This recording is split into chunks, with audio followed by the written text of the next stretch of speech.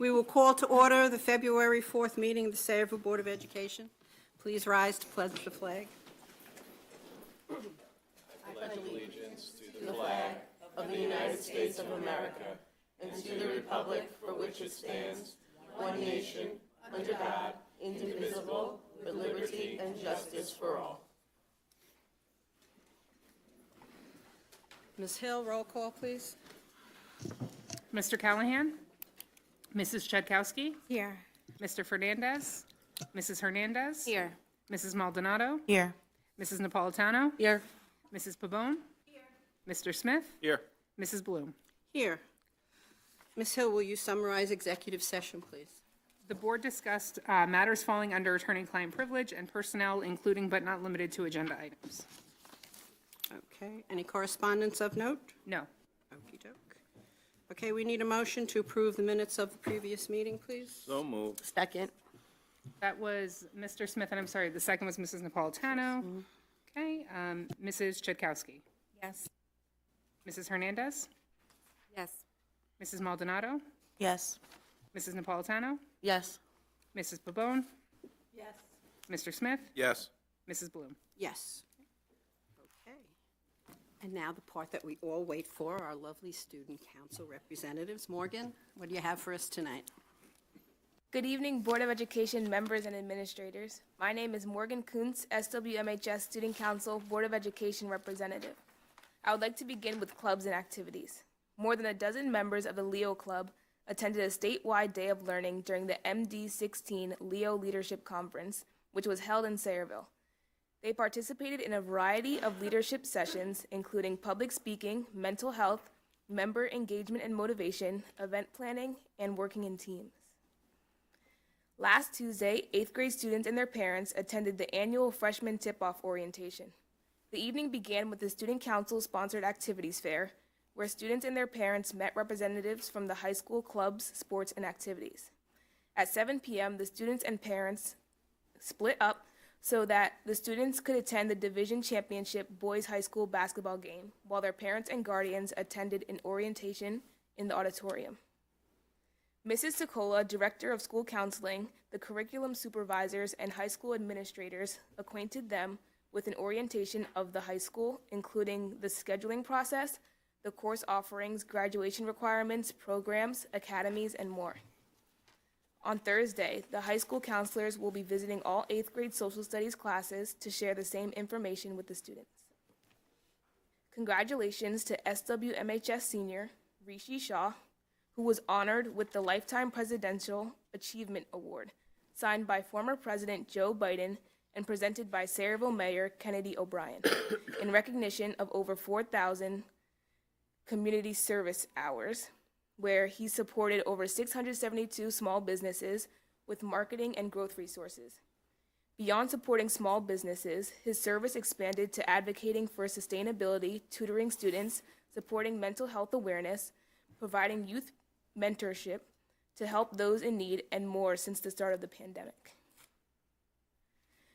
Today, the high school counselors conducted college and career planning presentations to all students in grade 11. Students were given the tools to jumpstart their career planning for life after high school. Tomorrow evening, the counseling department will provide a similar presentation to the parents and guardians of the juniors.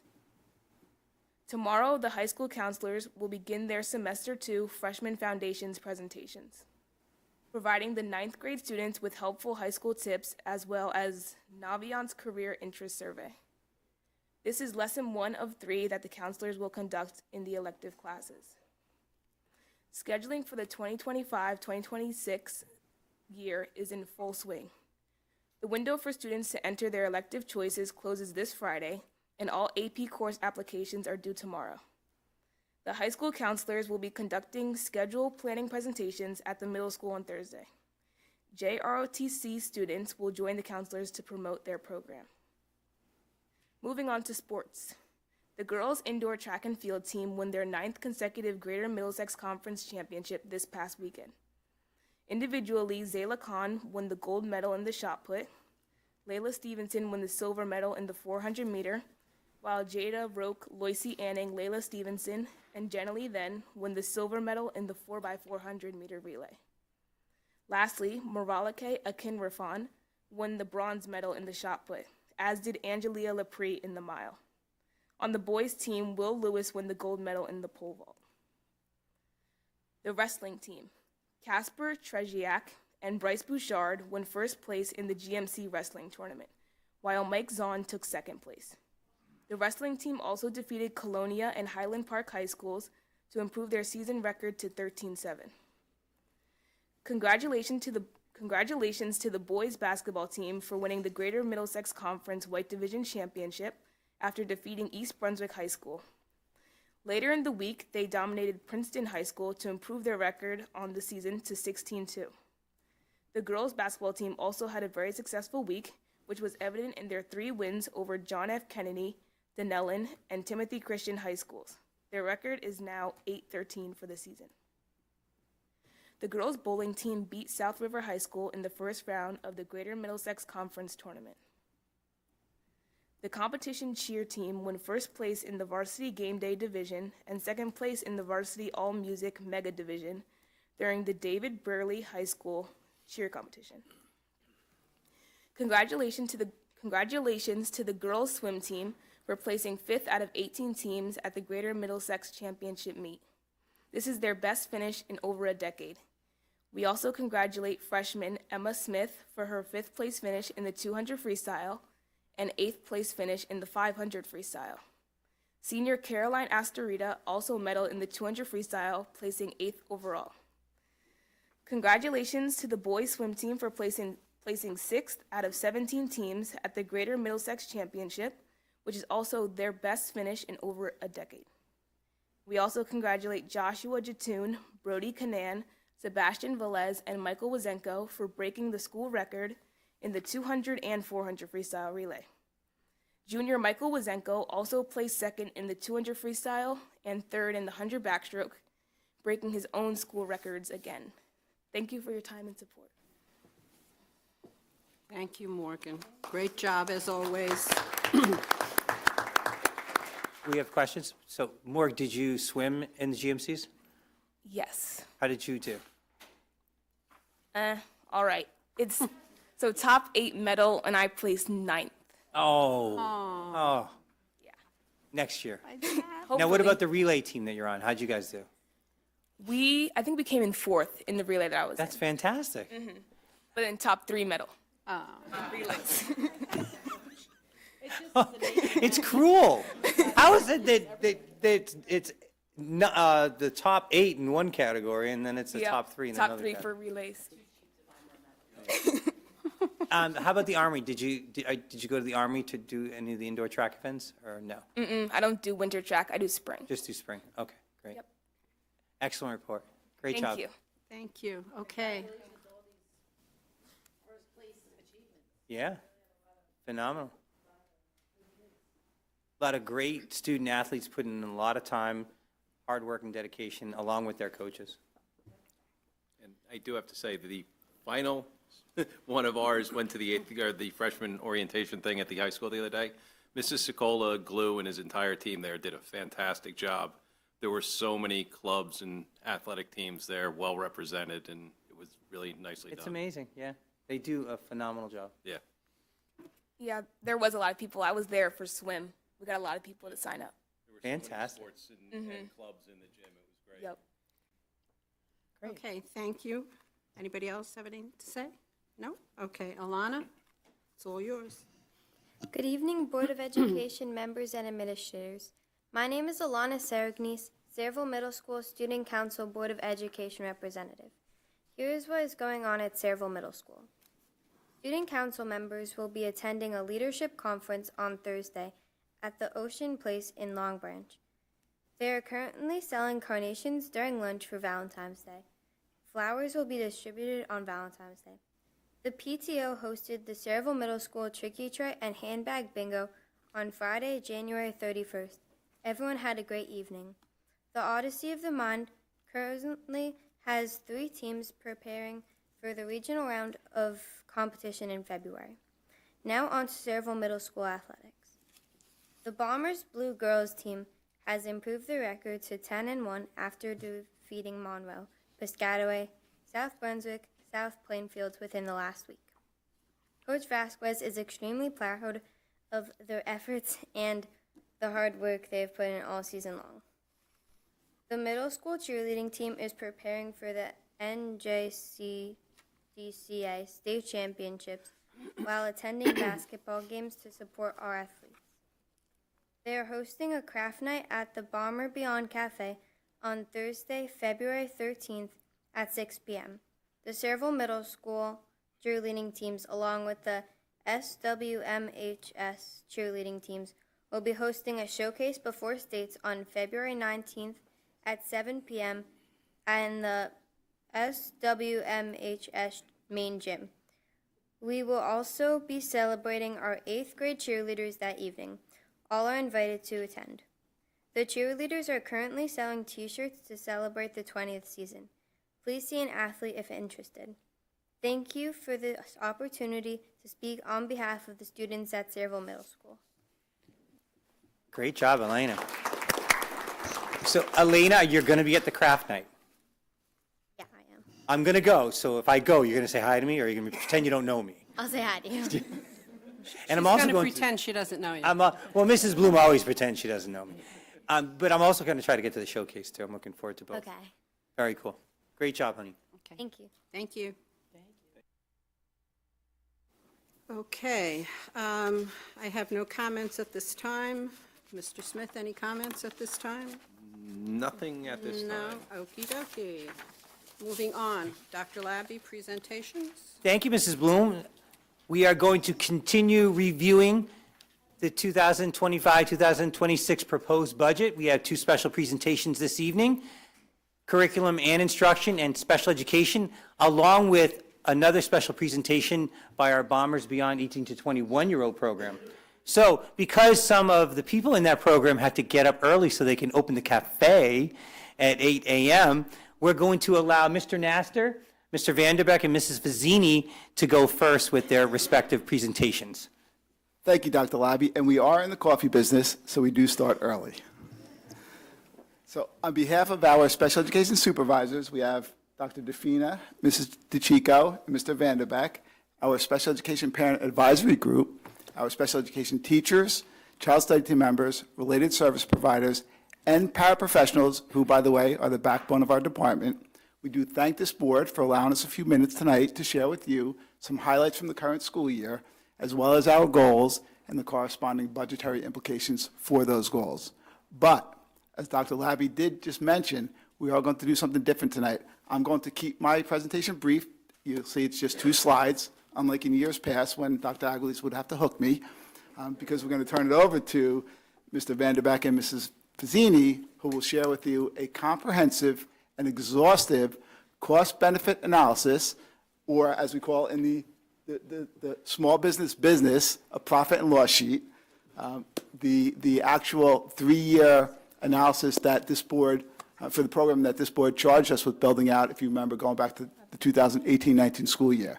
We think there's a lot of value in you seeing the fruits of our collective labor and your unwavering support from the very beginning, again, in the 2018-19 school year, up until the present day. So, beginning with highlights,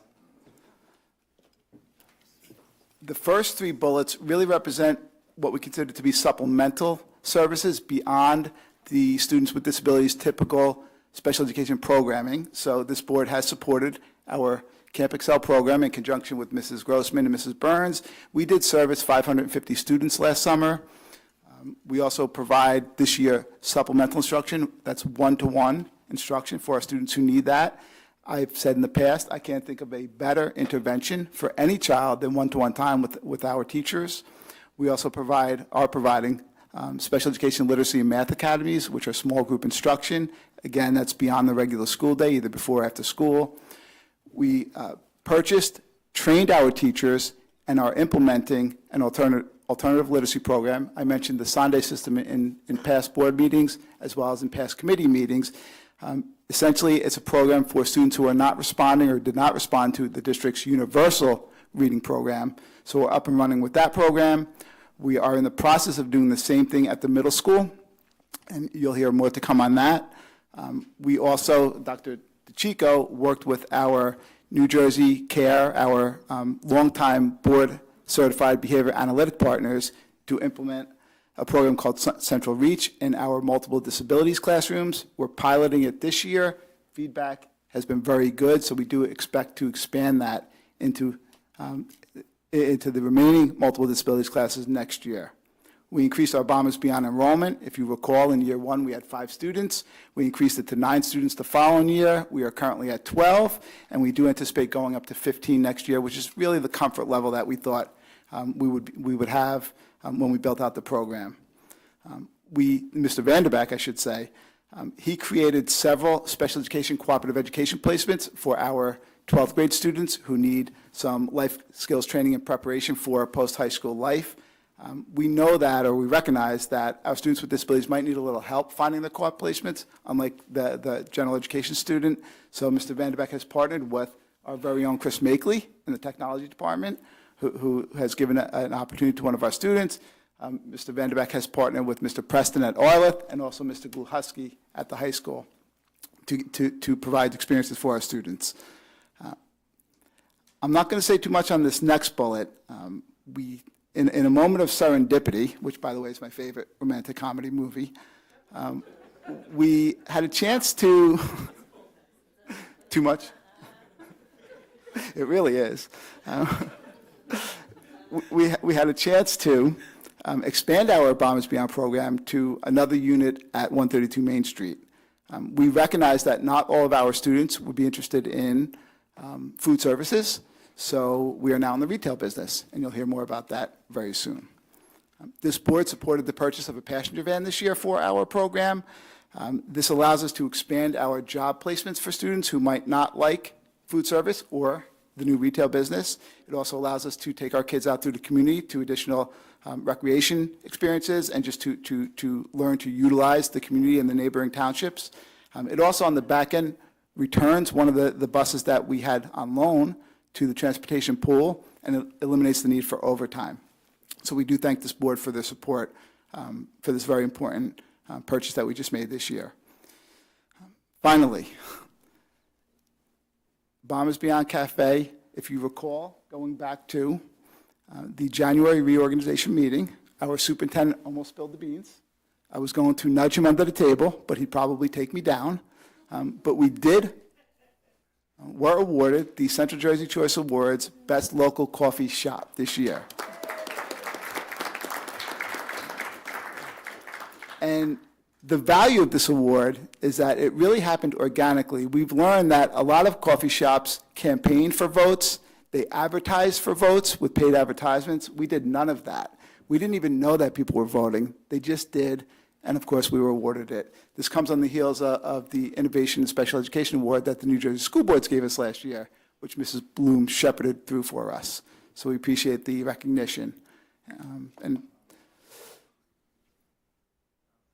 if we move over to our department goals, which are also district goals this year, and they are also multi-year goals. Again, I won't say much about the first goal, but we are well on the way to opening the Bombers Beyond apparel. The community hub portion is open, as you'll hear soon, and the apparel store is soon to be opened.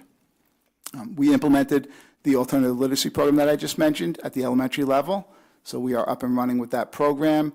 We're going in the process of doing the same thing for the middle school. We're awaiting a shipment of materials. We'll do our first round of training at the June Staff Development Day. We'll train again in September, and then we'll be up and running for the fall of next year. And finally, this last bullet, or last goal, is a bit of a heavy lift for us. We were charged with exploring and identifying an alternative math program. Unlike alternative literacy programs, in which there are an abundance of programs out there, we learned that there's really no market for alternative math programs. We looked at 4 or 5 programs. They were not standalone programs, but we just recently found a program called Math 180, which we think shows real promise as a standalone core program for our pull-out replacement special education math classrooms in grades 4 through 8. I'm awaiting confirmation from our math experts, Dr. Maharana and Mr. Toy.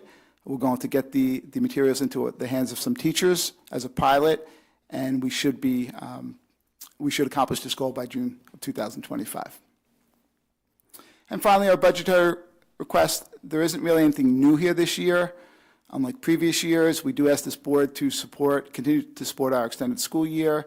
You'll find those salaries in the summer salary section of the district's budget. We ask you to continue to support our one-to-one and small group academies. You'll find those listed in one of the 20 accounts within the special services budget. 20 account denotes the use of federal funds, and we do use federal funds for both of those programs.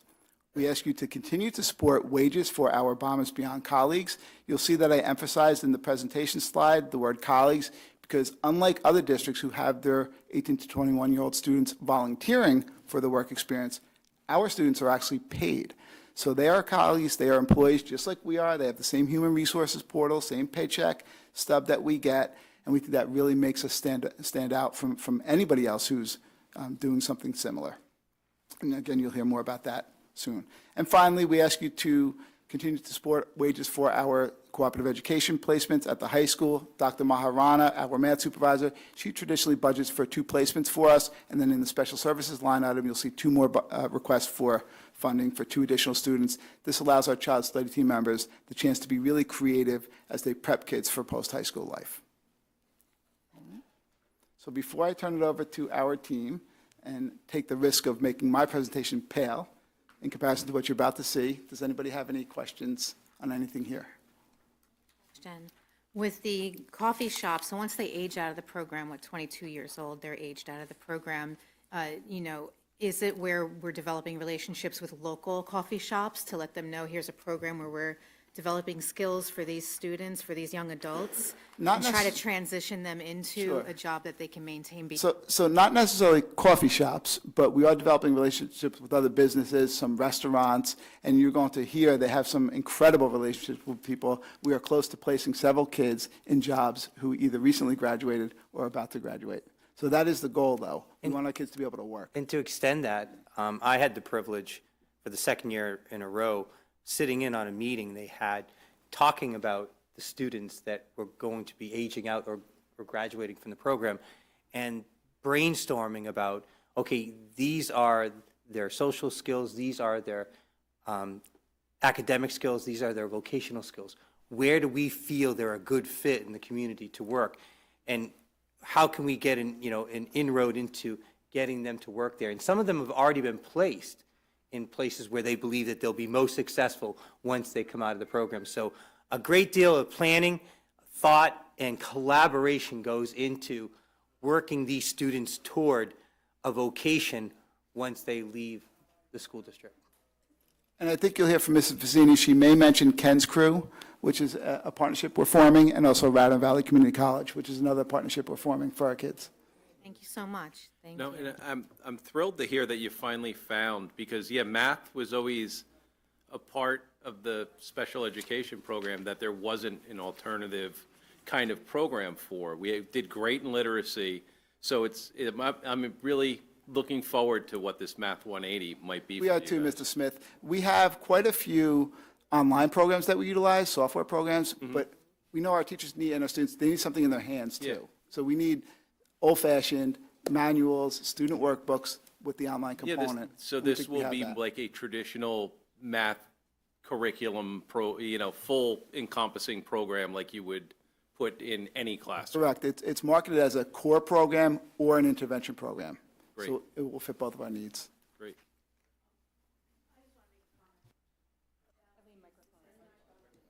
I just want to make a comment about the success that you've had winning, the Bomber Beyond Cafe, winning the People's Choice Award, and then also getting the award from the state. You may not know this, but people in the public living in Sayreville and outside of Sayreville know Sayreville for our special education program, and believe it or not, people actually move and want to move to Sayreville for those special needs that we provide to their children. So you're really doing a great job, and I'm very proud to be a part of this board that has, voted for all of these things, and will continue to vote for them. Thank you, Mr. Bavon. Ms. Bavon, we do appreciate your support. I'm also responsible for central registration, so I do see those parents who come in and share with us their excitement to hear what we have. Yes. We have virtually anything that a child needs, we have right here in town, and that's because of the support of this board. Yeah, but you also, because of your great staff and all your plans for the future. So thank you very much. You're welcome. And Dr. Labby. I have a question. I don't know a lot about Sunday system. If this is something that they can learn how to read, right?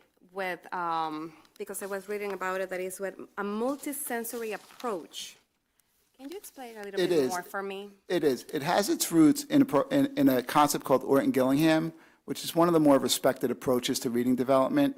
So it's designed as an intervention program. So all of our students have a chance to work within the district's universal reading program. Kids who are not responding need something different. So this is designed for that.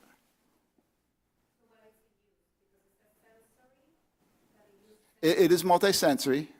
Yeah, it is multisensory. There's touching. I know there's the sand trays and things like that within the Orton-Gillingham concept. There's motor memory and things like that. But it's really a systemic and sustained approach to reading.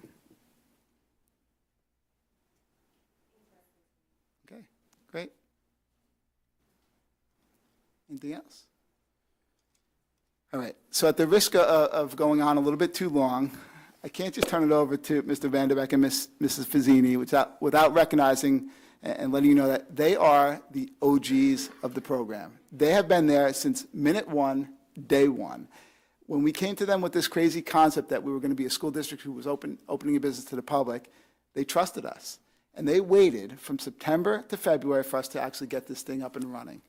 And I think it paid off because from that moment on, they have taken it, along with Mrs. Garnett, who is also here, Mrs. Falcone, who is not here, Mrs. Bacco. They have taken this to the next level. They are the heart and soul of this program. Of course, Mrs. Fazzini and her family knows everybody in town. But they are the heart and soul of this program. Any success we have really should go to that team right there. So I'm happy to turn it over to them, and we're really, really proud of you guys.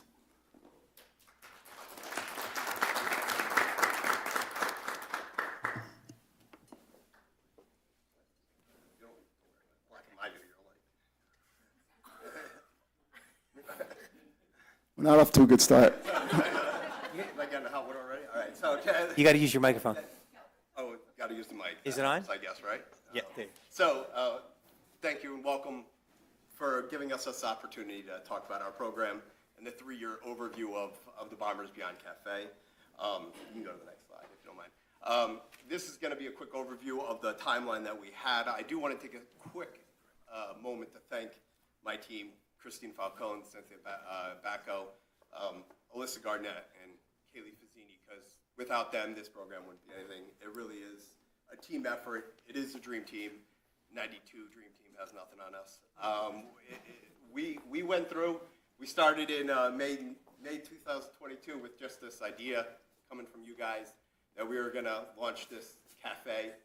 And I remember Kaylee and I went into the interviews, and it was a political office with holes in the walls, wires hanging down, and we looked at each other and we were like, let's do this. We're gonna figure this out.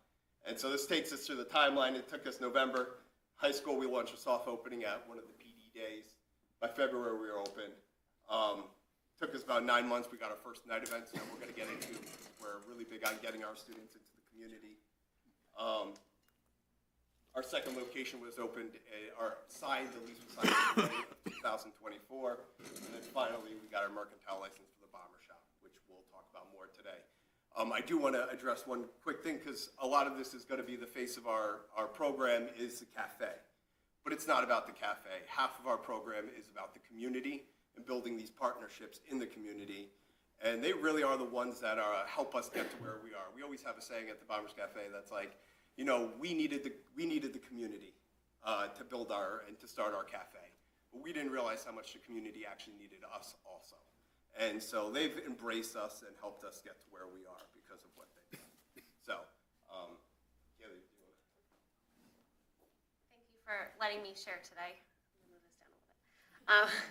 So we just want to start and thank Ms. Bloom for nominating or helping us get the ball rolling on our Innovations Award, because it brought attention to our program at the state level, but it also allowed us to kind of share how wonderful our group is and how wonderful our acclimates are. And, you know, that's a big testament to everybody here for allowing us to kind of bloom and grow. Moving on, we did receive the Best Local Coffee Shop. That was very exciting to us. We received notification that we could promote that, and we put it out on our social media. We did not bomber blast it. We did not, ask for the newspapers to write about us. We just let the community tell people how much they love us, and they really, really did. So we found out when did we find out that we won? November. We found out in November that we won, and it was just celebrated since then. And we just got our plaque, and it's hung up at the cafe if you want to come see it. And then in 2023 and 2024, we received a community outreach monetary value from DuPont. They chose us because they wanted to highlight a community business or something that would be positive for our community, and they donated money to us. And we used that money and gave back to our program, and we added a smoothie machine, which has been very popular, and we anticipate it being more popular in the summer months. And we also got, what else did we add? Coffee machine. We got a backup coffee machine in case ours ever breaks. We now can keep functioning right on schedule. So we were very grateful to have that from our community partner. So we're going to take a minute to walk through the P&L chart, the actual profit and loss of the program. So as we go through, I'll just go through each of the things. There's a very extensive Excel sheet that goes behind this that this is all tied to. But for the revenue, the first year, this is the 2022-23 year. The first revenue that we had 2 added district students that we received about $45,000 in tuition for, and then $17,000 in revenue sales. That's where our revenue came from. The expenses were that we had to build a coffee shop. We had to build it from the bottom up, renovations, everything. But this also includes utilities, the works, everything that's incorporated, teacher salaries, everything that's involved in getting it. So our expenses were quite extensive the first year. They were about $563,000. So our net income obviously was quite a bit. Now the out-of-district cost that we avoided is the important one, because when we were able to bring this program back home, because we wanted to bring our students into our community, we were able to take we looked at the off-site placements and what it would cost for each student to be placed out of district. And it ranges from $60,000 to $120,000. So we went with a cost of about $70,000 per student, and then another $10,000 for transportation. So we came up with a number about $80,000 per student that we were avoiding for out of district. We had 3 students that were out of district, which came to $240,000 for that first year. So we had 2 out of district tuition students and 3 students that we brought the first year, which were 5 students. So the first year we took a hit of it cost us about $215,000. So that's the nuts and bolts. I'm gonna let the heart talk about the rest of the fun stuff here. So I'll just talk about the accomplishments of what we did in the first year. With just the basic of opening up the cafe. Like Andrew said, when we came in to do our final interview, they brought us to the cafe and said, "Here, Vision, just picture it." And there were wires hanging from the ceiling. There was blue carpet on the ground. And we're looking at each other like, "Huh? Are you sure this is gonna open? I don't know if this is gonna work." Mrs. Fazzini, we also had Jimmy Kommelsberger saying, no, we can't do everything. And then Kenny Sadowski saying, yes, I'll get it done. And he has continued, and that whole maintenance department have continued to work with us. And they come over in a second's notice to help us if anything's broken.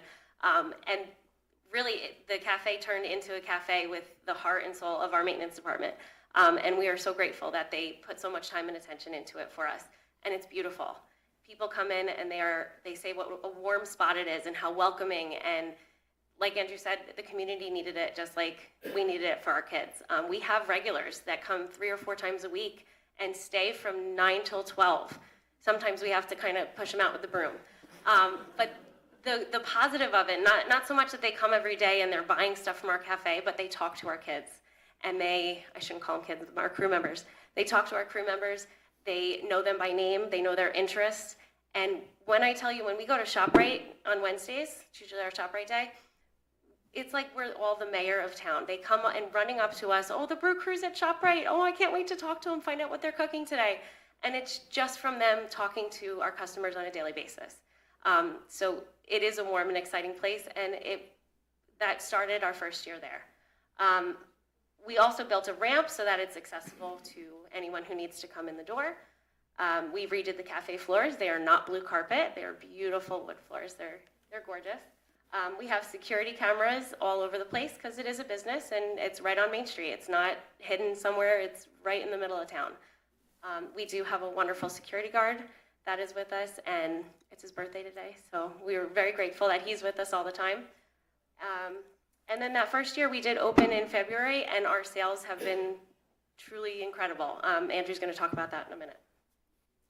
Yeah, just real quick, it was a complicated and a lot of expenses went into this, as you guys might know, but we also had, we had to go up and we had to not only follow like borough code, but we also had to follow school code.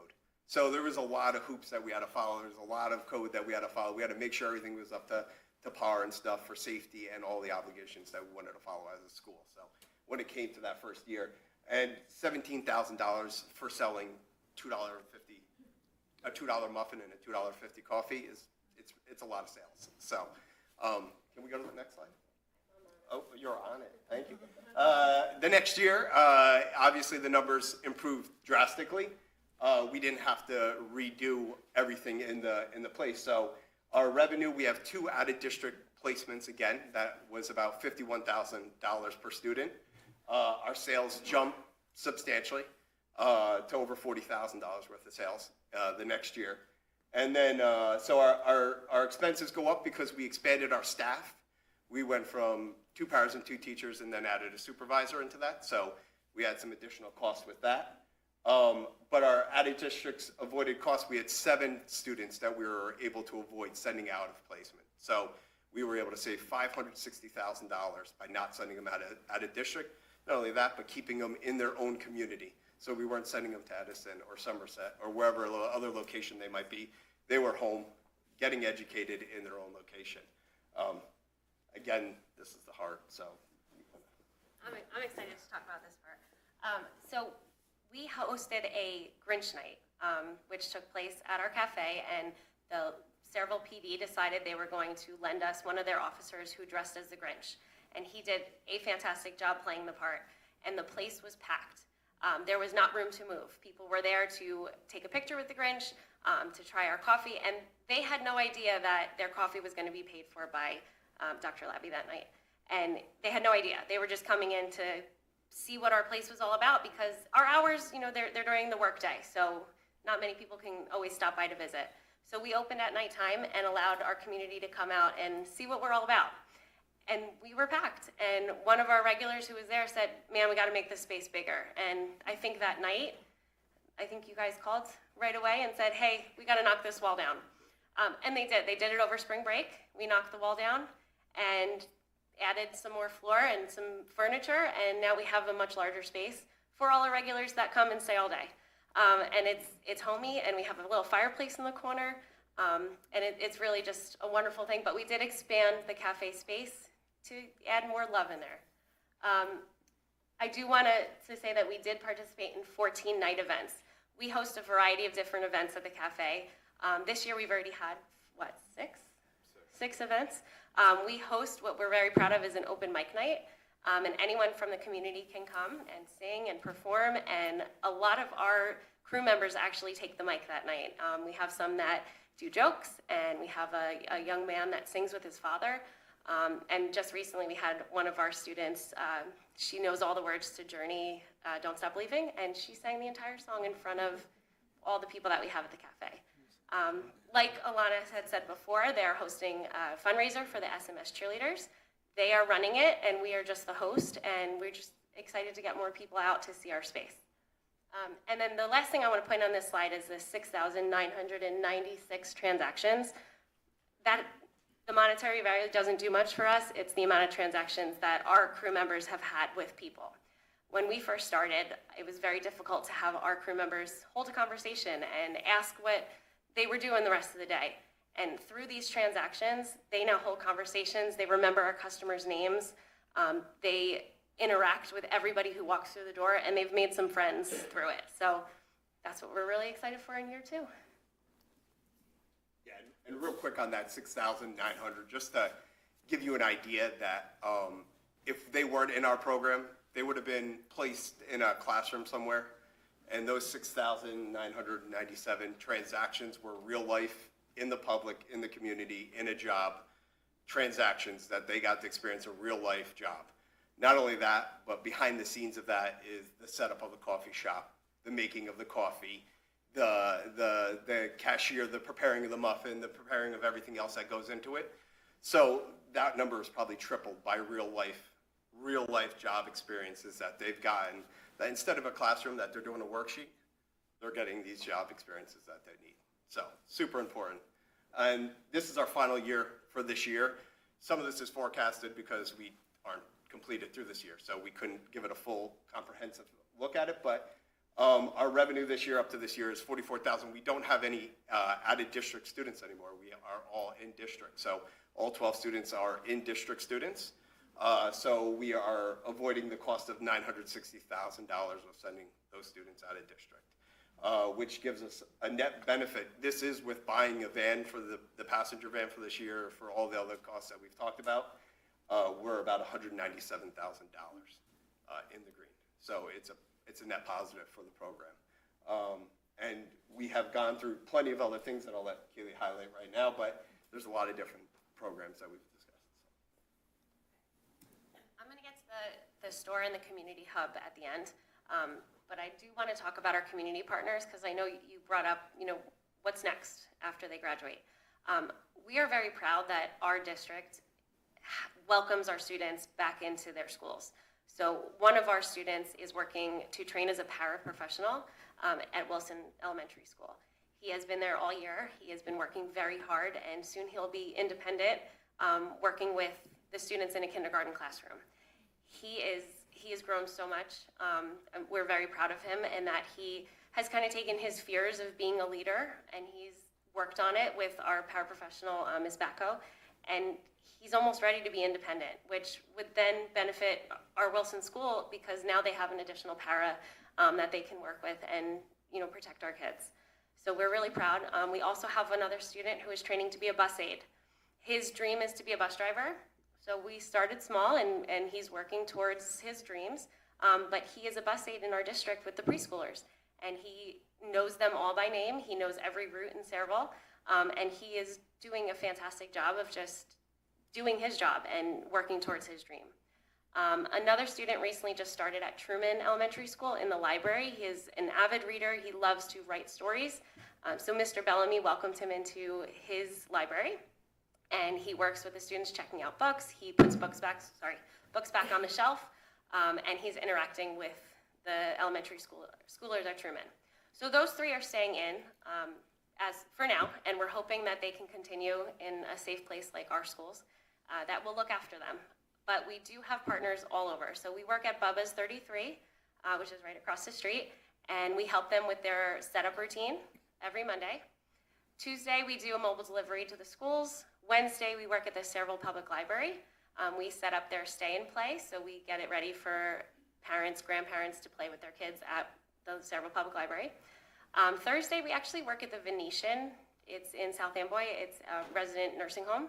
And we are in charge of their recreation. So we come and we hang out with the residents of the Venetian and just bring smiles and something different to their day. And then Friday, we kind of have up in the air. So every week we do something different. We'll tour different places. We'll go to the mall to see different stores that they might be able to work at. And we keep Fridays open.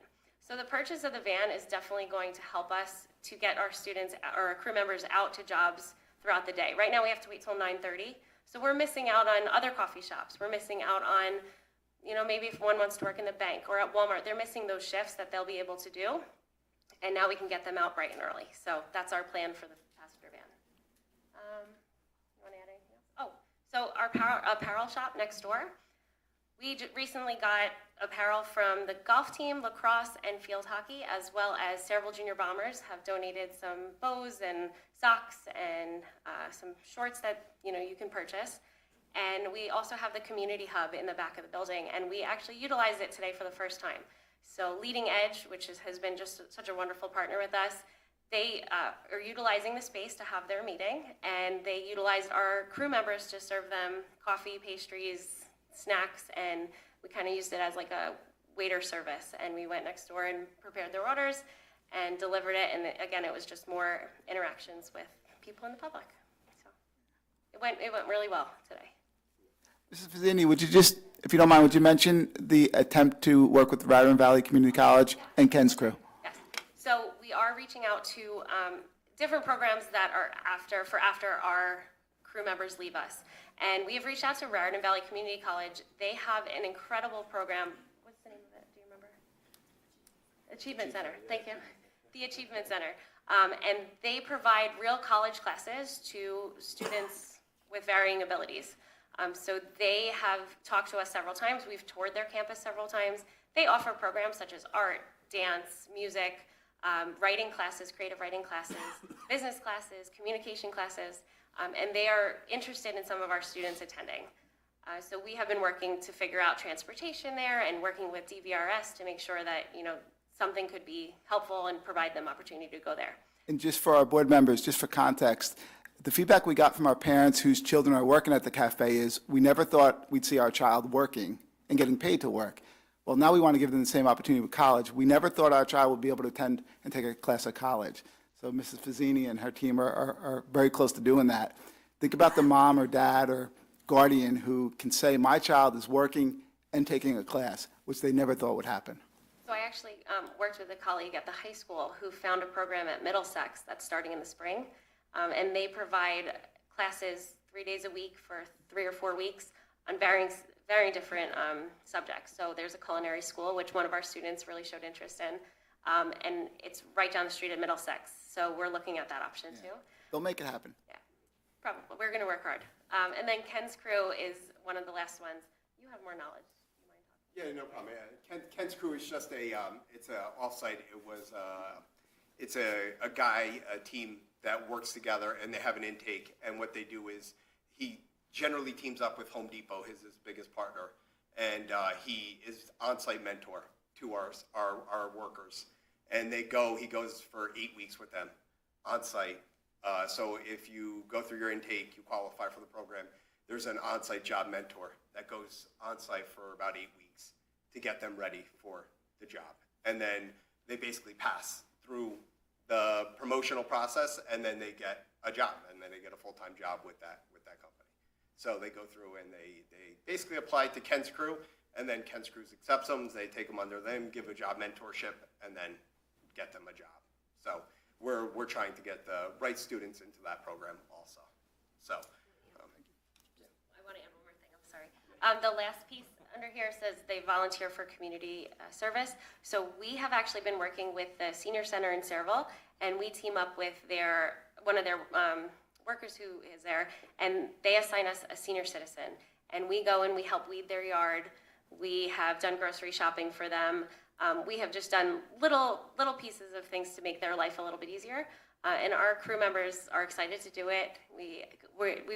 Somebody donated to us a bunch of gardening tools, and we were able to use that to kind of teach them that it's important to give back to our community as well. So I forgot to add that. This is just a general overview of what it looks like for our program and the trajectory of our program. Next year, our numbers, we're not going to be expanding into a new location. We're not going to be buying any new furniture. So generally, we're not getting a new van. So this number is projected to go up. Our enrollment is projected to go up. So it looks like that we are going to continue down that trajectory. And that's just a quick snippet of the legwork that goes behind this process of pulling all the numbers for our extensive report that is in your hands. So I don't know if you guys have any questions or if there's anything. Questions from the board? The program that you're looking at with Raritan Valley College, that's fantastic and provides so much opportunity. Does that have a pathway to a certificate program or associate's degree program for the kids? Yeah, it absolutely does. They have a process that they work through, that they take classes, and then it's almost like introductory classes that build up their social and academic skills to provide them the set skills necessary to enter actual classes that are credits towards an associate degree. and then they help track them towards it. They also give them the support necessary for academic, whether it's tutoring, one-on-one work, and additional services that will allow them to get that. That's fantastic. Anyone else? Yes, since you're helping out the senior citizens, can you come to my house? Surely will. Sign up, yeah. As we're sitting here, got a notification that one of our seniors is calling me right now. I think she needs to shop right for. I just wanted to say that listening to all three of you share about this program, you know, without a true heart and a vision, a project and a program will fail. Without people in it that really love the idea and the vision, and, you know, putting all the work that you're putting into it is the bulk of it. But how much you love these kids and how proud you are of them and the accomplishments and opening up these doors of opportunity for them, like you can't help but smile as you're sharing. So it's coming off of you in waves. And I think that that is a large part of the success of this, is just how much of your heart that you're putting into it. So it's awesome to see. Anyone else? You know, I'd be remiss if I didn't make some comments. One of the qualities that I feel that I possess that is almost like a double-edged sword is I have a very strong imagination. And the negative to that is when I imagine things, sometimes reality doesn't meet my expectations. I'm sure you probably all have had that.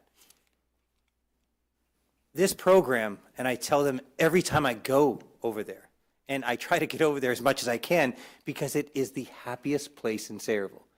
And if you think I'm fibbing, go there. And if you haven't gone there yet, what in the world are you waiting for? Get over there. But every time I go there, you always exceed my expectations. The first time David brought his vision to me about this program, I quickly began to imagine what it would be. And your team exceeded anything that I could imagine it would become. When we talked about opening the apparel store in the hub, again, my imagination was wild. And I walked in there last week, and you blew my mind. It was more than I imagined. It far exceeded my expectations. And that goes to the brilliance of you and everyone on your team. And I can't thank you enough for all that you've done for every single student that's worked in this program or been educated in this program, for every single staff member that had the privilege of either going or being a part of the development of the program, and for the community, for having such a wonderful, beautiful, and you said it, Kaylee, loving place to go to and experience our beautiful kids. So thank you, guys. I do want to take one quick moment to thank you guys. We've toured about 15, how many schools have toured our program? 25, 30?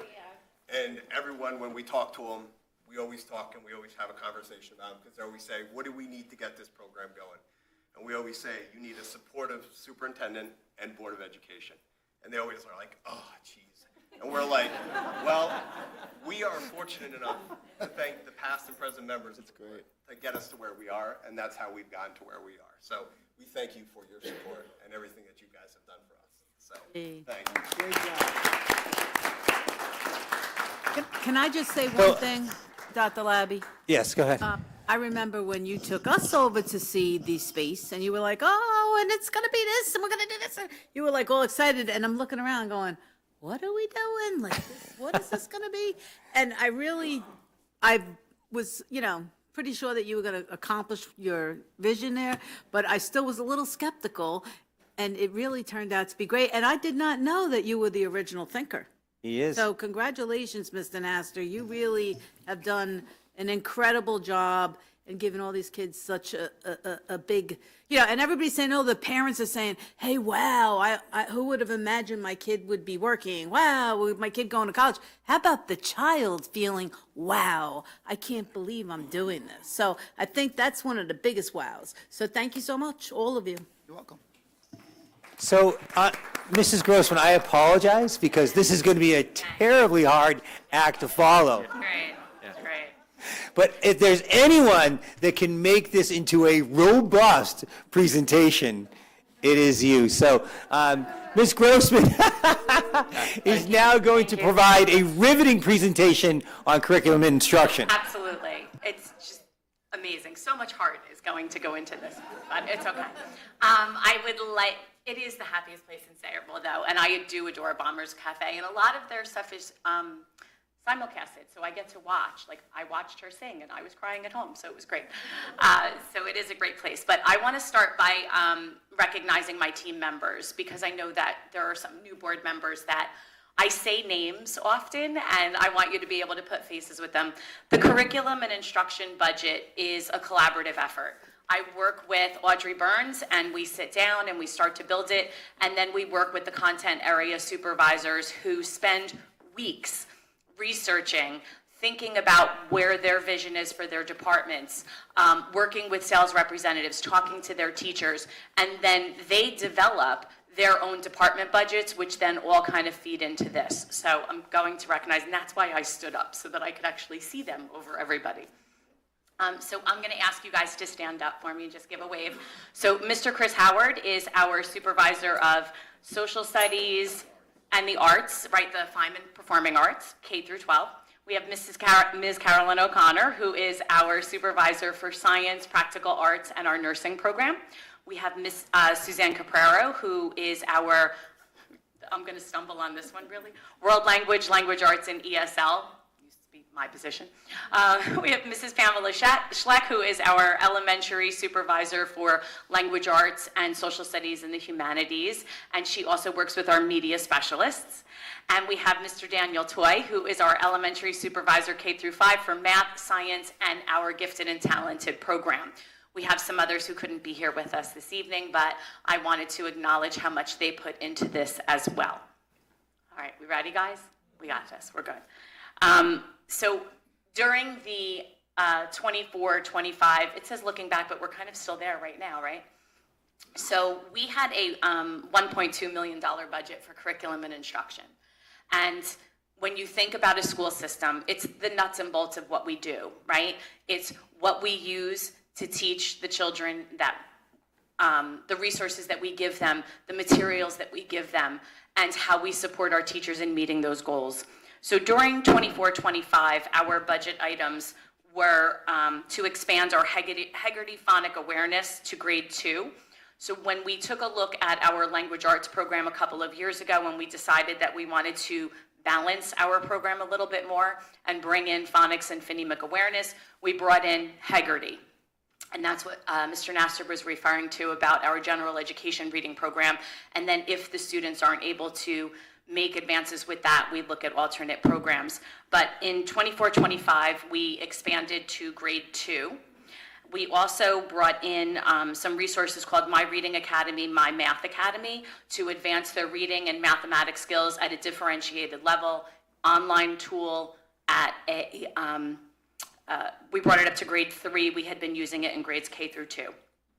We adopted a new language arts series, Study Sync by McGraw-Hill. We had piloted it the year before. It was a large, the response was so positive, but it is a large purchase, which is why our budget is always a little bit high. But we brought that in for our 9 through 12, and then we were able to use some of that funding to pilot it in our 6th through 8th grade. That is a comprehensive language arts program that addresses vocabulary, reading, writing, informational text, literary text. We created a district writing assessment program. One of the things that we were noticing, a lot of the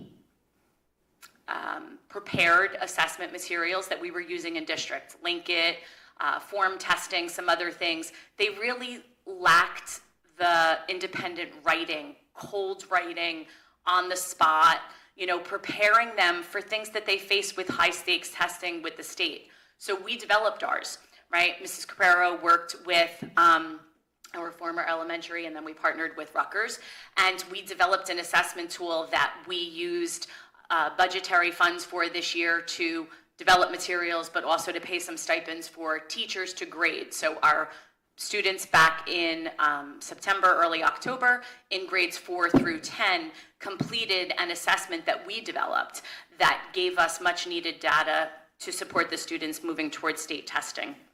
We also brought in several new classes at the high school this year, American Sign Language 2, which was the second year of implementation of partnering with an online virtual teacher so that we could expand our world language offerings. We brought in a freshman foundations course, the vision of Mr. Gluhusky at the high school. It looks at social emotional learning. It looks at study skills. It is a mandated elective, half-year elective that freshmen come in. So if you were at the freshman tip-off, you probably heard a little bit about freshman foundations. We brought in a film studies class. We had kids that were interested in looking at film as a medium and analyzing how they're developed, but also the impact that they have on society. And we developed an elective for our history program called History of New Jersey. We partnered with the special ed department to look at some interventional math programs, and we were actually able to identify some tier 2 math intervention tools, Success Maker and Momentum, which is an assessment piece for our ASI. Tier 2 is when we identify students that need support in a content area, in this case mathematics, and we need to provide them with a little bit of support outside the classroom. Maybe it's an academy, maybe it's work with an academic support instructor. So we were able to use some funds to bring in Success Maker for our students in grades 4 through 8. And our Momentum Math Screener, we're kind of ahead of the game with the state, Mr. Toy. That's going to be with our K through 5 students. And that's when we want to identify what gaps there are for mathematics for students. We're going to be using that to better identify what we can do with explicit instruction for those students. We also revised over 37 curriculum guides in district. That was a huge undertaking.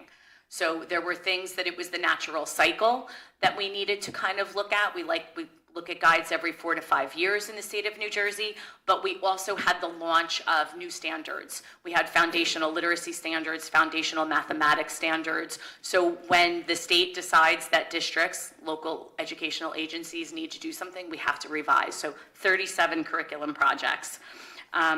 We also took the pre-K, uses something called Tools of the Mind, but we wanted to make sure that it was up to Sayreville standards. So we took that and developed a Sayreville pre-K curriculum. I don't know if I'm too close, I apologize.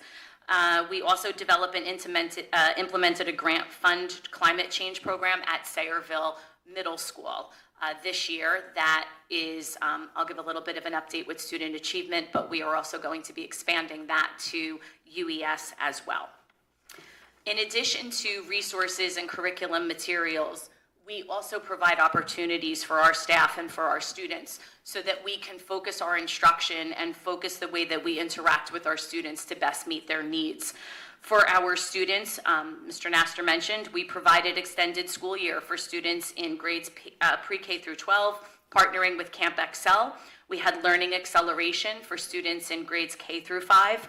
We had a middle school credit recovery summer program. It's a 6-week program for students that struggle to meet the standards that are grade level in science, mathematics, and language arts. We had an AP boot camp, and all of that was funded through some federal grant money in addition to local funding. We expanded our dual enrollment course offerings. We more than doubled what we were offering so that we are closer to our goal of providing students at the high school the opportunity to earn their associate's degree, general liberal arts degree through Middlesex College. We enhanced our music program through purchasing a lot of new instruments and really kind of giving the music teachers what they wanted to be able to have the talent that our students have really shine through. We locally funded extracurricular activities related to multiple content areas, DECA, FBLA, Odyssey of the Mind, academies at the high school for academic interventions, technology student association, and many more. All of these rely on local funding. We expanded our learning academies. We've always had them in grades grades 3 through 8 for NJGPA, but also Literacy and Math Academy, K through 8. And we were able to count on you, and we thank you very much for local funding. We provided that for our 9, 10, and 11th grade students at the high school to support students that were struggling in demonstrating their abilities appropriately on the NJSLA and the NJGPA. We also worked with the Climate Change Awareness Program through a DOE grant, and we provided professional development, and we provided collaboration opportunities for the staff members who developed a program that partnered with the community where the students are going to benefit from experiential learning. They are going on various field trips to very high science areas that are landfill, water treatment, places that you don't want to spend a lot of time smelling, but the kids are going to learn a lot about what we do for our community. It's all in the agenda. That's it. For our staff, we continue to use local and federal grant money to provide shelter instruction observational protocol training so that our gen ed students could support our multilingual learners. And we also provided consistent targeted professional development through partnerships with For the Love of Literacy and New Jersey Teacher to Teacher. So we thank you for all that you did for the students this year. And we look ahead to what we're asking for next year. Okay. So we want to increase the opportunities for students and staff. Obviously, we want to maintain the wonderful programs that we have in district, but we also want to expand to American Sign Language 3. We have a group of students that are excelling in American Sign Language 2 and really embracing the opportunity. So we'd like to add a third year for that language sequence. We are also going to be asking for funding for biological life sciences and Algebra 2 data sciences. Both of those will be new courses at the high school for next year. We would like to continue to work with the professional development director and the district instructional coach to provide support and training for our staff in meeting the ever-changing needs of our students. We are going to be restructuring our media communications department at the high school. We're going to be restructuring the TV 1, TV 2, kind of realigning the courses because the student request and the need to bring in something that was a little bit more creative in its writing relating to media arts. We're going to be bringing in a filmmaking course. We are asking for local funding for interventional tutorials in K through 12. As well as some Tier 3 tutoring as needed to supplement what we do receive in federal grant money. We are looking to continue to provide virtual on-demand tutoring for students in grades K through 12. We had the opportunity to use the high impact tutoring grant money in the past. Unfortunately, that grant is no longer available to us, but we had such a successful partnership with Pear Deck where our students whether they want to excel their skills, whether they want to revisit a topic that they learned in school, whether they want help with a writing assignment, they are able to log on, demand a tutor online session, and get support that they need outside of the classroom. We are also looking for local funding to fund competitive co-curricular teams, activities, transportations for field trips. All of these things are wonderful things that the board provides for our students each year. In the world of curriculum and instructional tools, as I mentioned, we were piloting the Study Sync by McGraw-Hill series in grades 6 through 8. We had one teacher in each grade level that was working, and it was so well received and such a successful project that we would like to bring that in and provide that as a comprehensive core language arts program for all of our middle school students. We would like to expand the use of Heggerty in grades K through 2 by purchasing some decodable libraries. If you've tuned into any of the science of reading information that's out there about developing a well-balanced literacy program, one of the first things that they say is kids need decodables that align with the Heggerty phonics and phonemic awareness, so that is also included in our budget requests. We are looking to expand our climate change awareness program at UES. That's going to be something that we're funding through the New Jersey Department of Education, but we're able to do that because we're asking for some local funds to continue the 6 through 8 program that we have right now. We are looking for continued resources. It wasn't something that we budgeted for this year because we found it mid-year, but we were able to bring that program in on a second half of the year usage, and we are looking to bring in the math resource intervention programs grades 4 through 8 Success Maker, and that's going to enhance the Envision program. Envision is great, but it's literacy heavy and it tends to be conceptual in mathematics.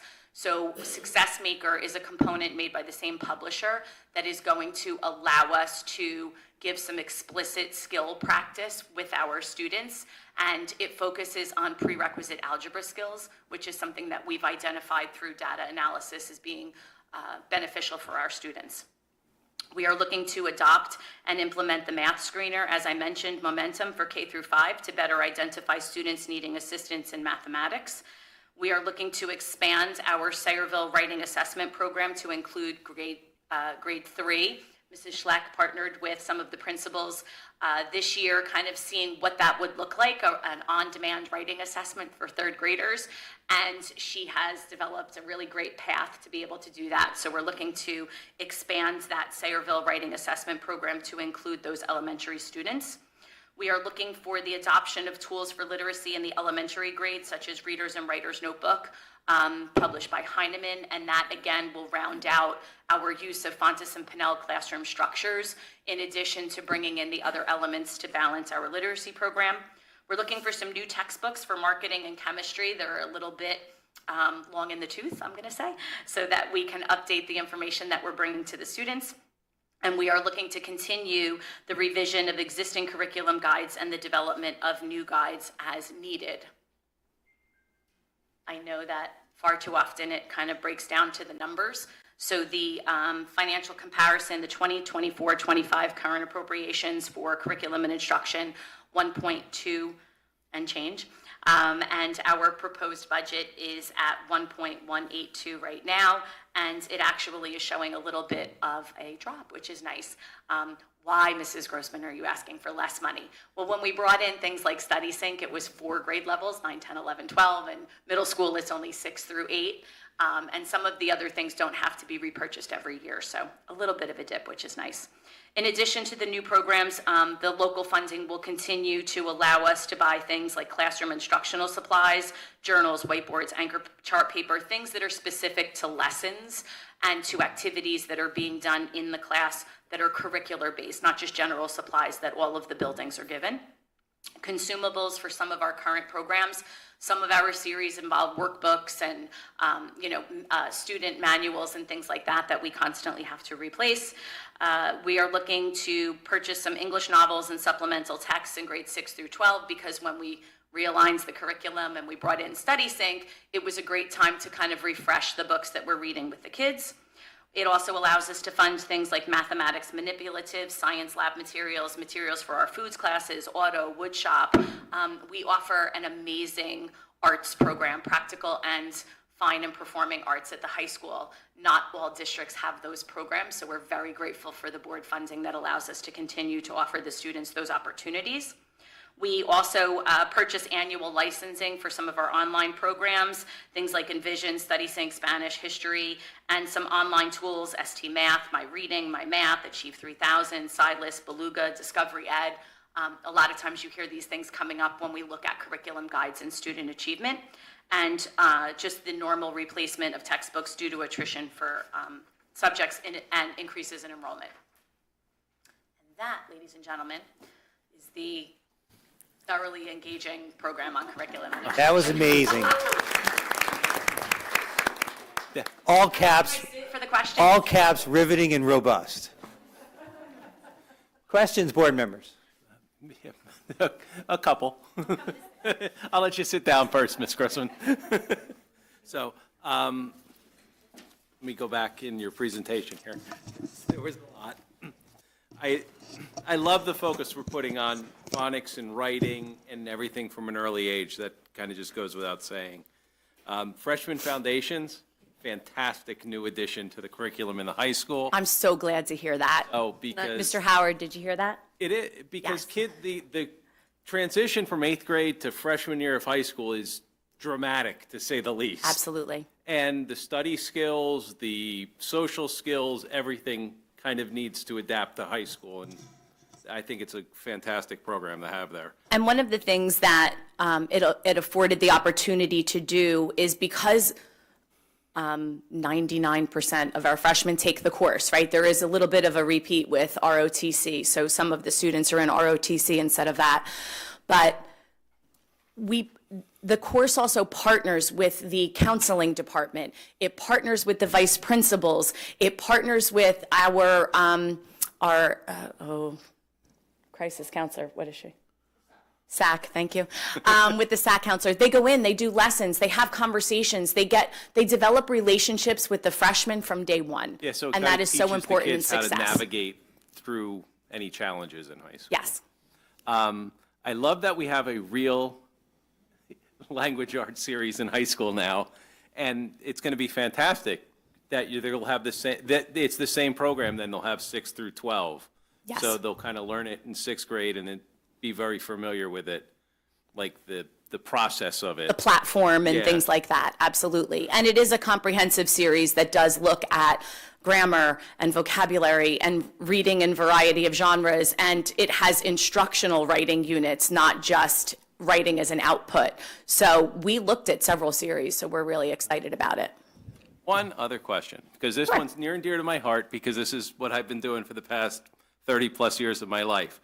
With the fantastic new Bon Jovi facility and studio that we have over the high school, have we thought about adding any music industry or recording arts or anything like that to? So we actually have music technology as a course existing. I had the pleasure of observing it, which was really cool. So the kids are working with state-of-the-art equipment in, writing their own music and creating their own composures, which is just, it was mind-blowing to see what these kids are able to do. I was there when they were using technology to enhance sounds with different things. They want to add a little bit of lightness. They do this. It was great. I'm not going to pretend that I have Mr. Sanford's vocabulary with that. The budget does include some funding to help those music programs grow into what we've started with JBJ as well. Great. And if I can add to that, the budget also includes a stipend for a person to go ahead and help our own students produce music after school. So we do have a stipend in there that this person would facilitate students that want to go ahead and produce music to do so in the studio. And just, I'm sorry. But that's awesome. And the one place we may want to look and explore, because I know we're big on partnerships with colleges and universities, Monmouth University has a fantastic music industry. They actually have an on-campus record label that they produce down there. So it might be something that we could look at for partnerships or for suggestions. We'll definitely explore that. Thank you. Yeah, absolutely. The wonderful thing is we have a lot of passion at the high school for it. Yeah. Between school leadership, Mr. Howard's leadership within the department, the teachers, the little E-wing or whatever it is over to that side there, that little music wing is really, it's special. Absolutely. Mr. Napolitano? I'm going to try to talk about coffee. So going back to the freshman foundations, my child did the first semester of it. And she just finished, I guess it was Friday. Yes. And, she said it was interesting. It was, she never had a complaint about it. The teacher was great. She said it was fun. It was different. So she was kind of sad that it was ending because then the whole schedule was changing. But it made a difference. Like she came back like explaining some things to me. I'm like, oh. I'm so glad. I was like, I don't want to talk too much on my call because I'm feeling good. No, I'm so glad. It was an interesting course. The development of the course really addressed 21st century skills and what the that's what I was state now gonna say. calls life literacies. Right, like- And communication, and they are reading the 7 Habits of Highly Effective Teens, and they're looking at different ways of communicating within the class. And it really, and this was just the first year, so And it's even, amazing. for parent conferences, she's like, you don't need to talk to that teacher. I'm like, yeah, I do, because it's a new class. Yeah. And he said it was new, it was different, and the kids really engaged with him. I don't know if it's the same teacher for all of them, but the one that she had was Yeah, great. we have multiple teachers that are working on it, but, we really kind of identified teachers that were going to take it and run with it, and they worked collaboratively on the curriculum, so. Mr. Gonzalez, I think she had. Is he a social studies teacher? Mr. Yes. Gonzalez, that's who Yes. she had. Good. It was good. Wonderful. That's great feedback. Anyone have any other questions? Yeah, Mrs. Grossman, I had a question regarding the virtual on-demand tutoring. So I know you mentioned Peer Deck is no longer being used?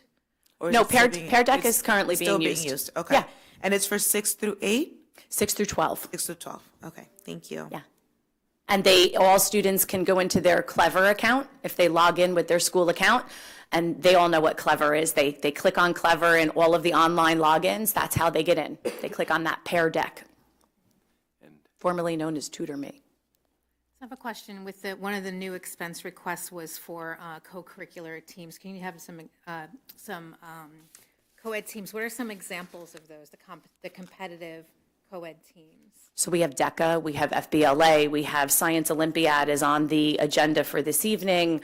We have a technology students that's going to be participating in some competitive arenas, Odyssey of the Mind. Odyssey of the Mind. The academic team.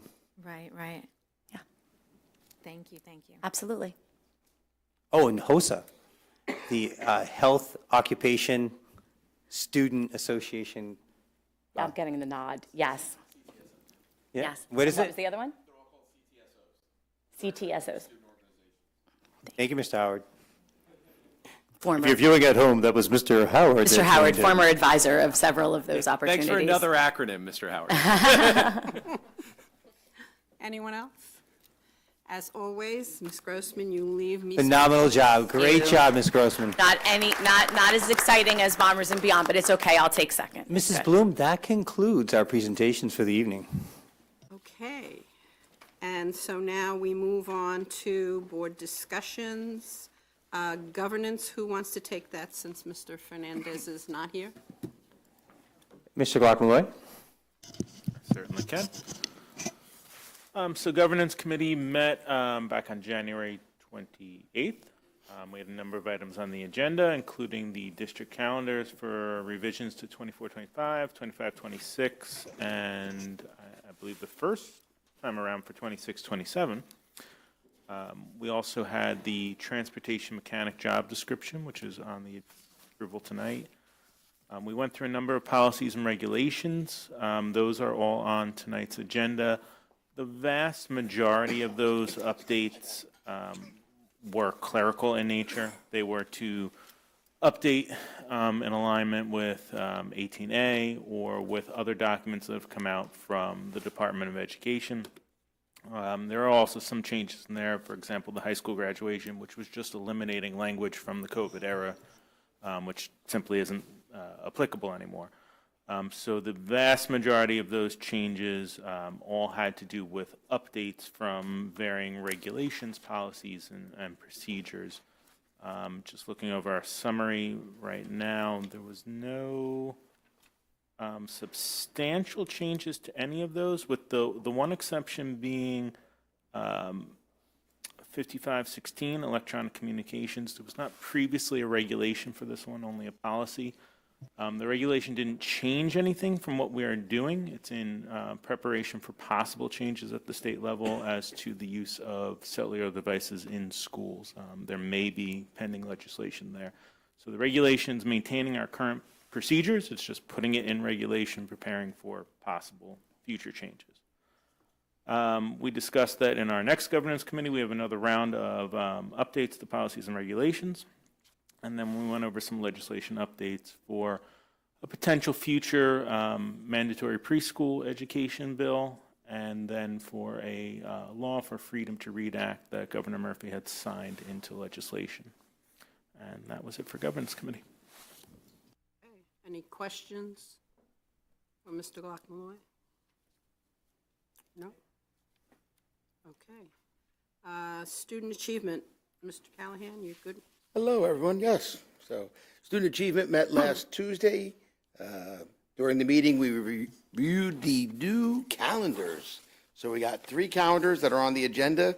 The current year, 2024 to 2025. Next year, And actually, I can't believe it, the 2026 to 2027 calendar is on the agenda for this evening as well.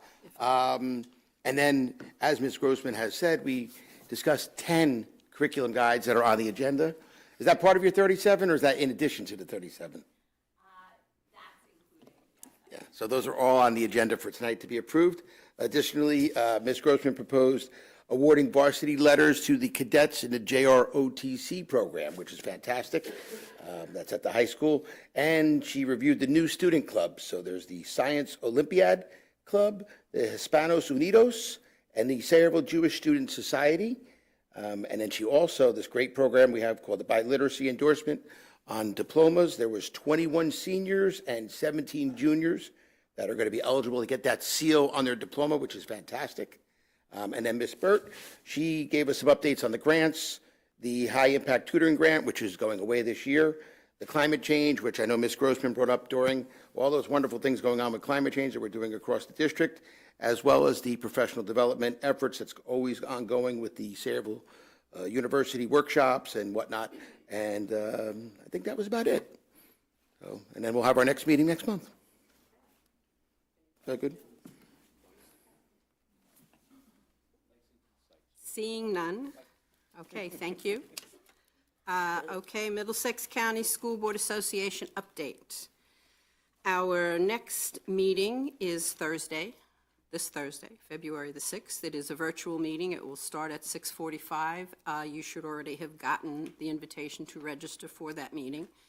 And then moving on to March, the Unsung Heroes Dinner will be on March 26th. And due to extenuating circumstances, we will be holding it once again at Old Bridge High School. So if you are interested, Dr. Labby, once he gets that information, will share that with the board. I believe we're inviting 2 board members, president and or anyone else who wants to attend, plus the superintendent, but that will all come out when you get that invitation. And then Dr. Labby will let us know who the students are, and that is like one of the best county nights of the year. So, I'm sorry? I want to go to a party. Well, unfortunately, because the Superintendent's Association funds it, we can't invite the entire board. We would love to, but it just can't happen. So we will see, though, how it goes. That's it for me. Okay. At this time, we will open for public on agenda items only. Anyone in the public for agenda items only? Okay, seeing none, we will close public. And Dr. Labby? All right, if I can bring your attention to finance and infrastructure, let's start with number 1. We're asking you to accept a Computer Science Society grant in the amount of $700. Number 2, which you can find on page 2. Number 1, you can also find on page 2.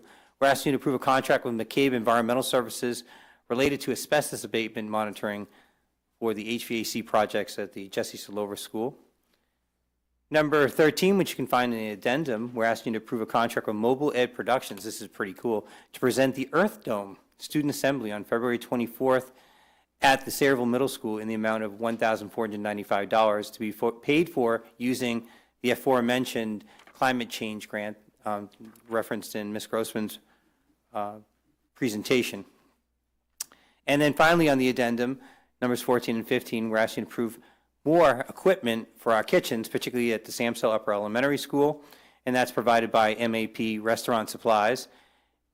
First one's in total amount of $16,304, as well as a Mega Top sandwich salad preparation refrigerator for the middle school, again, supplied by MAP Restaurant Supplies, and that's in the amount of $4,923. As you remember from our food services presentation at the beginning of January, we have a surplus that we have to continue to spend down, and Mr. Cittadino and Ms. Hill working really well collaboratively in doing that.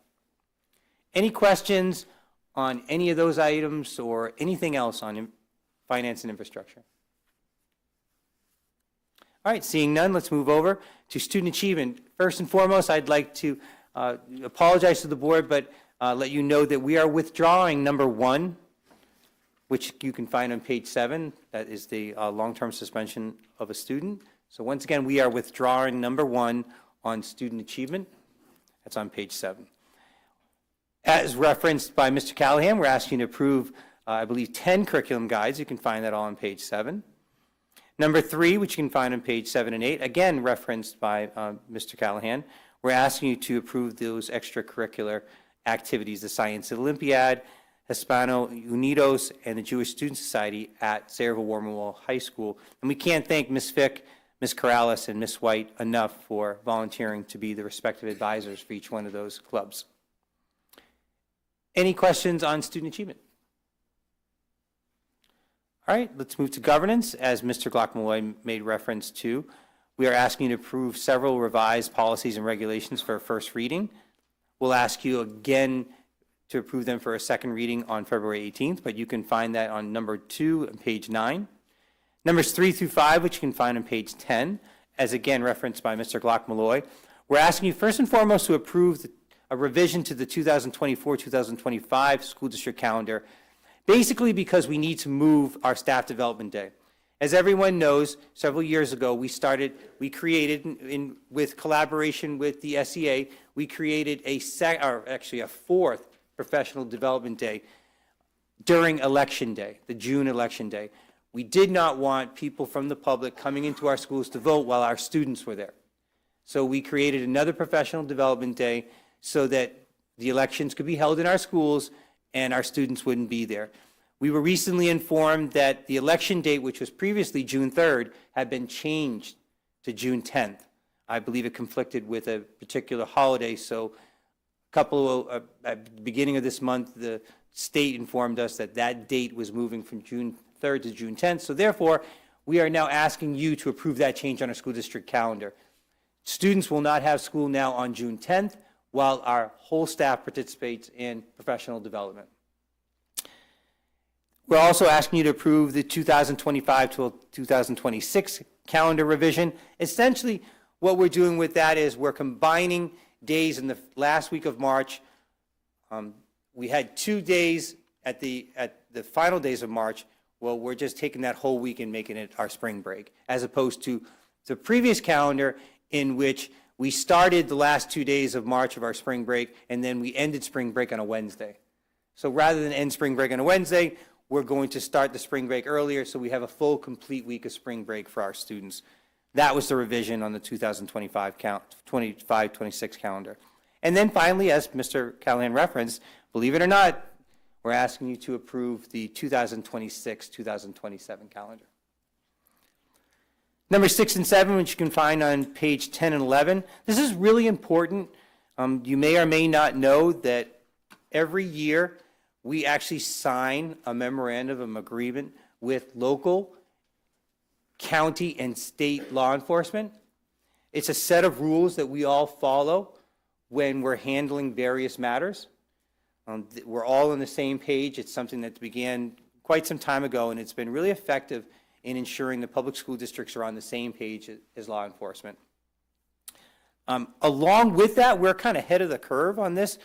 Mr. Sprague and Mr. Glock-Malloy, in their brilliance, again, if you know anything about the two of them, we are doing things well ahead of other districts. In fact, this last part, number 7, is where in which we're asking you to approve a law enforcement unit as an addendum to the Uniform State Memorandum of Agreement. Not only were other districts not doing this, we've been doing it for several years, and that's a credit to Mr. Sprague and Mr. Glock-Malloy. But they're actually going to be doing a workshop so other districts can learn how they're doing what we're doing with regard to this. And they were asked to do this workshop by the Middlesex County prosecutor. So that's quite the compliment to both Mr. Glock-Malloy and Mr. Sprague for their ahead-of-the-curve thinking when it comes to keeping our students and our staff safe while also following the memorandum of agreement with law enforcement. And then finally, as again, Mr. Glock-Malloy referenced earlier, we're asking you to approve a revision to the transportation mechanic job description. Any questions on governance? And Mr. Smith, there are no retirements, so I know you're upset. We'll provide counseling after the meeting for you. Number 7 and 8 on personnel, which you can find on pages 13 and 14 in the addendum. As always, we're asking you to approve the hiring of new certificated and non-certificated staff for this school year.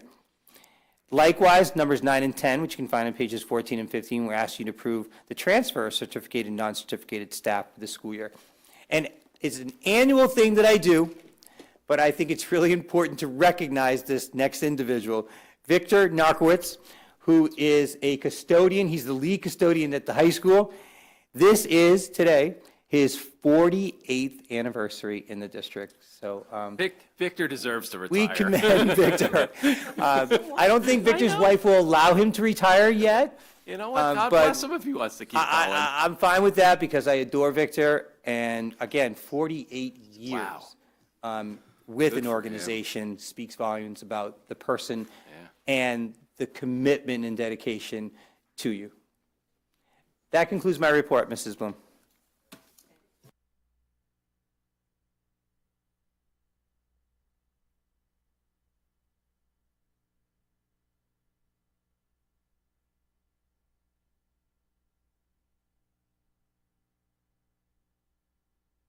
All right, any questions for Dr. Labby on anything? No? Okay, now we will move to public. No, we need a motion. Oh, I'm sorry. We need a motion. We need to vote on, see? So moved. Second. Second. Chris. Okay. All righty. Mr. Callahan? Yes. Mrs. Chudkowski? Yes. Mrs. Hernandez? Yes. Mrs. Maldonado? Yes. Mrs. Napolitano? Yes. Mrs. Pabon? I'm going to vote yes to everything but item 6 on page 3. No disrespect to my fellow board members, but I've been on this board for 5 years. This is my second term, and I've never been asked if I was interested in attending the New Jersey School Board Women's Association Leadership Conference. I certainly wasn't asked for this one, so I would like in the future that because there are multiple female. No, you don't have to. I just, All right, if I have to, I will. But anyway, I don't think that, with 4 women being on the board, it should be given an we all should have the opportunity to attend. So And so I don't know what the criteria was because it was never addressed to me. the invitation comes out from New Jersey School Board Association, and they contacted us to ask to be approved for that individual. So they contacted individual board members directly? No. Everyone got an Everybody got that. invitation in your email. It was sent from the New Jersey School Boards, and you were asked to register. Oh, I didn't catch that. Okay, and then we can't do it unless Erin approves it, so it has to be put on the agenda. Well, I'm still going to vote no, even though I didn't say. Okay, but that was yes on next year I'll everything give else? you a heads up in case you missed it again. Well, you should, actually. Well, everybody gets the email, so I can't reiterate every email that you get from school boards, because we get like 6 a day. No, but since this is really your baby, you could ask me about it, but that's okay. Oh, well, I apologize. Yes to everything else. Okay. Mr. Smith? Yes. Mrs. Bloom? I have to abstain on 6, but yes to everything else.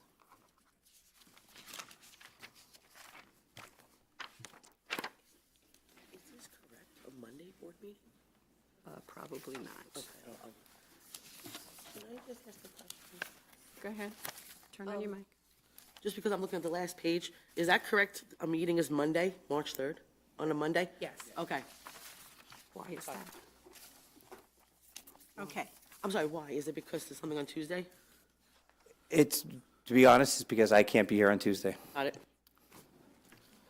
I gotta put it in the calendar. I had the wrong. Okay. Thank you. So now we will open to public for any items at all. Anyone from the public who would like to speak, please remember that you have 3 minutes. Anyone from Sayreville who would like to speak, please approach the microphone first. Anyone who is not a Sayreville resident, go ahead. Good evening. Hi, my name is Kim Ridley. I'm from Vanalvin. I'm a former special education teacher. I'm a parent, and I want to have some Beyond and Cafe coffee right about now. Above the cafe would be great. So I can't wait to go. I thought that was very heartwarming to hear, and I'm sure the children enjoy it. So I just have a few things to say this evening. Dear Sayreville Board of Education, thank you for your time and effort for the academics and safety for the students of Sayreville School District. This evening, I would like to revisit the rescinding of policy 5756. Again, I would like to remind the board that policy 5756 is not mandated, but it's just a policy.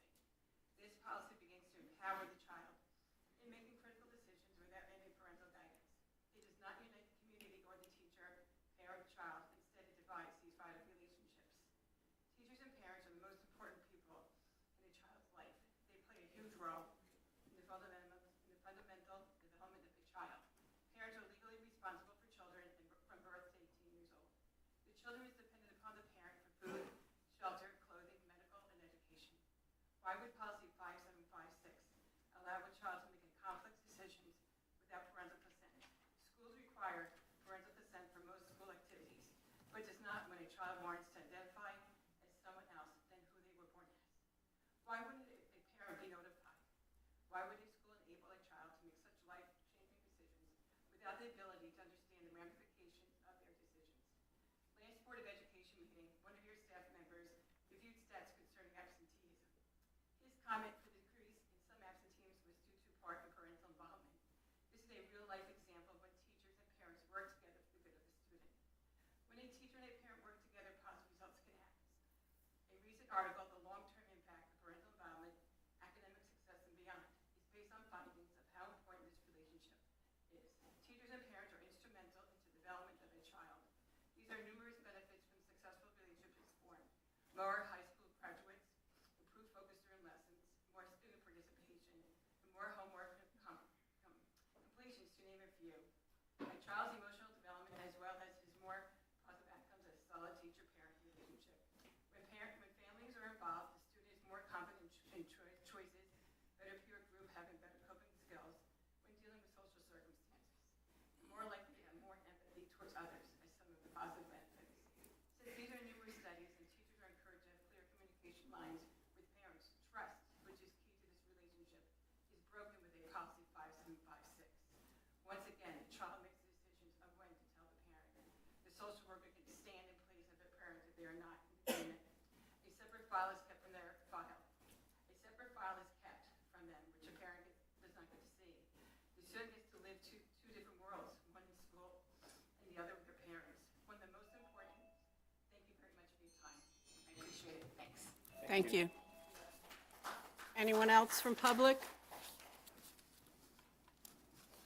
Okay. Seeing none, we will close public. And we now need a motion to adjourn. So moved. Aye. Next meeting is February 18th, and I want to thank the board for giving everybody off on the 17th because it's my birthday. Happy birthday to you. Whose birthday is it?